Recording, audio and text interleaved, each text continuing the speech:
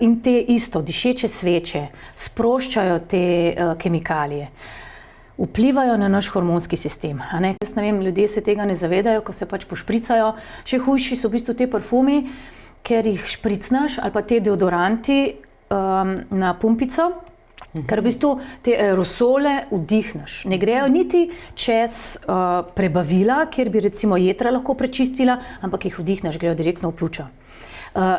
In te isto, dišeče sveče, sproščajo te kemikalije, vplivajo na naš hormonski sistem.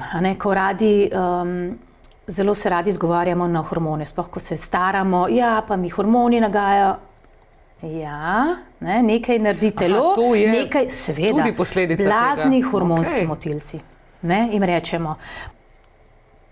Vplivajo na reproduktivne organe, vplivajo na zdravje jeter, zato ker se nam vse to nalaga, nimamo pa nekega mehanizma, ki bi ga spravili ven. Ampak toliko smo skrenili z te poti, da dejansko v potrošnji kupujemo stvari, ki so škodljive za nas in nas ubijajo. Ja. Zakaj, hudiča, delamo to?